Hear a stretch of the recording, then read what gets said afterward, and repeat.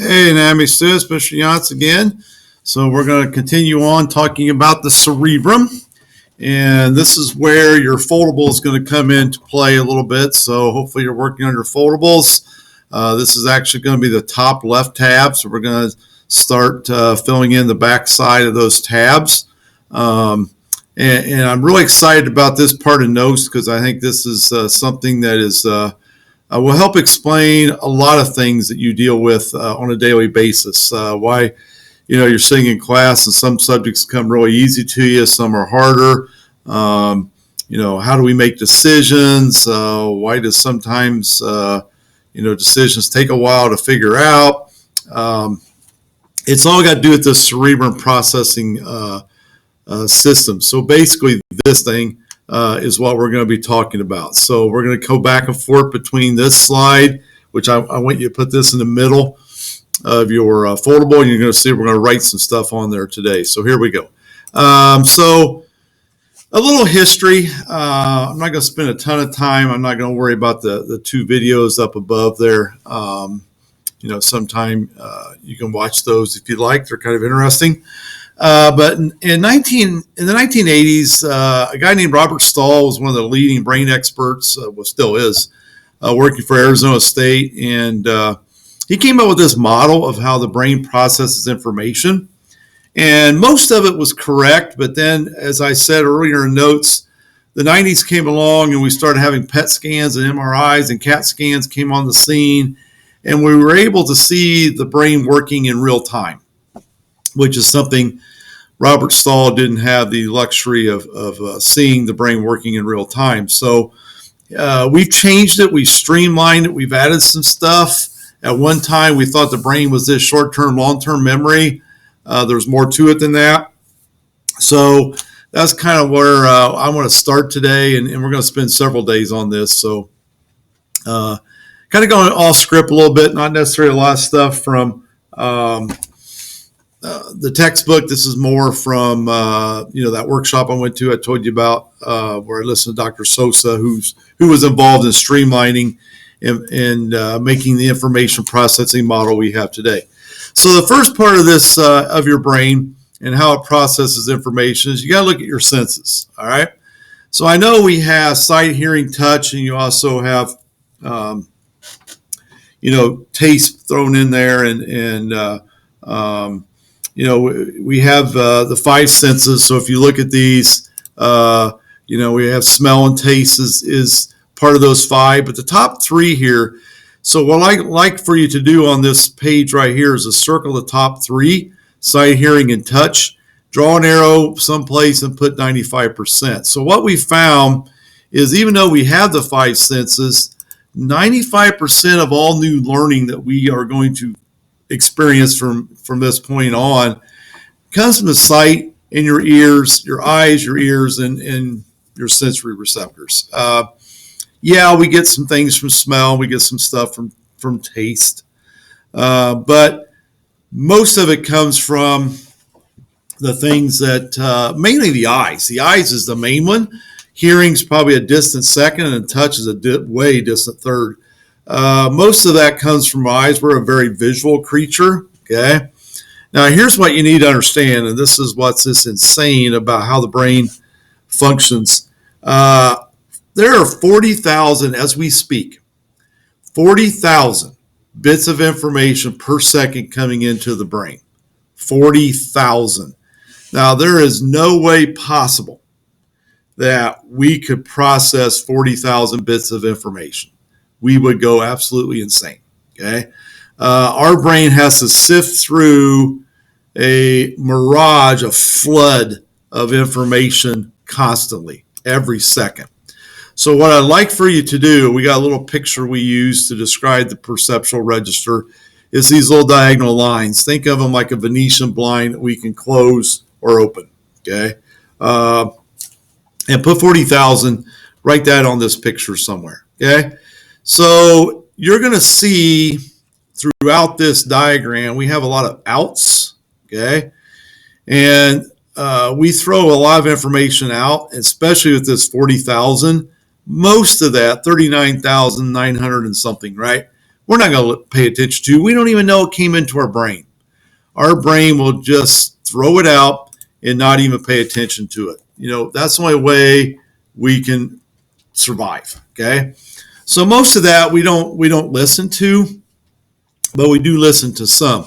So where this gets a little bit crazy is, what about the few bits that we do have come through? So believe it or not, this perceptual register, it's a physical part of your brain. This isn't a made up diagram, conceptual thought type of thing. It's actually called the RAS, kind of cut off there a little bit, reticular activating system. And think of it like a blind system that opens and closes. It determines what is important. Now, here's the key. What is important to the individual? So what I pay attention to and screen may be different than a person sitting next to me or across the room from me, or so you're sitting in class. Everybody may screen and may have different things come in that they pay attention to. It's a very individual thing, okay? And the perceptual register monitors the strength and the nature of the impulse. So it has to determine in milliseconds, is this something that has importance, or is this something that I really don't need to pay attention to, okay? Most of the time things flow through the brain and we are just kind of oblivious to it, right? The perceptual register is going to block most things that are not important. Drop them out of the system. You don't even know they come in. Obviously, things can change that.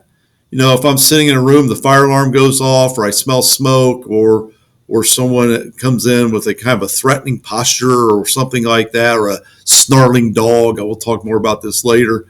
Obviously, you're going to drop everything you're focusing on and pay attention to the task at hand, especially if it's something that threatens our survival, right? But for most of the time, the perceptual register is just going to kind of pick through that 40,000 bits of information and figure out, do I need to pay attention to this or not? All right. And you guys all know that sometimes if we get frustrated, we don't understand a concept, then that teacher becomes the teacher standing up front saying, the Charlie Brown teacher saying, blah, blah, blah, blah, blah, right? And then inevitably, that's probably when you get asked a question, right? And you're like, oh, yeah, I wasn't listening, right? Because sometimes we do just we focus on something else, okay? And that's just how the perceptual register works. And I'm guilty of that. If I'm watching a ball game on TV and my wife's having a conversation with me, sometimes I don't hear the whole conversation, and that gets me in big trouble because I'm focused on, my perceptual register is focused on the TV and what's coming through. And even though I'm hearing things in the background, I may not be registering them. And I think that's why it's a good thing that we call it the perceptual register, okay? And the reason for that, let me go back a slide because I kind of hurried there. It allows you have to be that way because it allows you to focus on, things that are more important, okay? So your brain has to be able to figure out, what do I need to pay attention to and what do I need to filter? And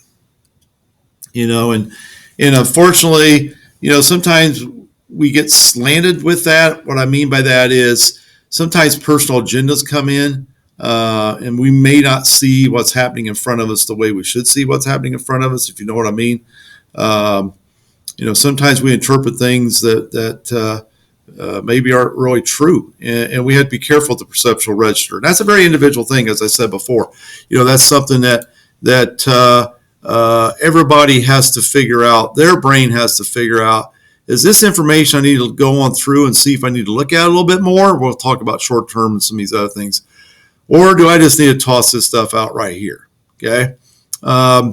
You'll notice that when I do some teaching, right, I do this. A lot of times I will say, this would be this good test question, hint, hint, or whatever, right? And oh, I need to listen to this. I need to write this down. I need to highlight this in my notes because Mr. Jan says this is going to be on the test. So this is something I need to know. I think a big mistake a lot of teachers make, and you guys all know this too, is they'll stand up in front, they're doing something on the board or whatever, and they're like, now this is not going to be anything on the test. So I just want to tell you this, but don't worry, I'm not going to test you on it. So what do? I throw it out. I'm not going to listen because it doesn't have any pertinence to me, right? It doesn't have any importance to me. So your brain has to determine, that's where the individual thing comes in. You have to determine, is this important information that I need to know in the future? Okay. And that's something that I think is a very important concept. All right. Now, there is, and I want to be very careful with this, and this is what we'll finish up notes today on. There is a perceptual filter that there is a form of autism where people cannot filter out that 40,000 bits of information. Okay. Now, there's lots of forms of autism, so please don't think this is the only one. There's lots of different causes and effects and triggers and things like that. So please be careful with what I'm saying here. But there are I have a nephew that's super smart, and he has trouble when you get in a room and there's lots of conversation, lots of noise, lots of confusion, lots of things going on. He doesn't handle that very well because his filter doesn't allow him to focus on just a few things. He's got multiple things coming in that he's trying to focus on, and it gets him very anxious and very excited, and he has trouble with that. So, I think that we have to understand that. I think we all have that to some degree. Sometimes our perceptual filter gets overwhelmed, and when there's multiple things going on, it does affect us. I know my wife, now she doesn't have autism, but I know she doesn't like GameStop because that's such a little room and there's lots of people in there, and she doesn't like go Black Friday shopping. She just doesn't like a big crowd because her filter just doesn't do well with that. All right. Okay, we're going to continue on. Kind of fascinating stuff. We'll keep moving through this picture, and we're going to add some stuff to it, and we'll keep progressing through. So hope that makes sense. As always, let me know if you have questions. Shoot me an email, and keep filling in those notes, fill in that foldable, and we'll take a test on this probably next week sometime. All right. Hey, have a great day. We'll talk to you later. See you. Bye.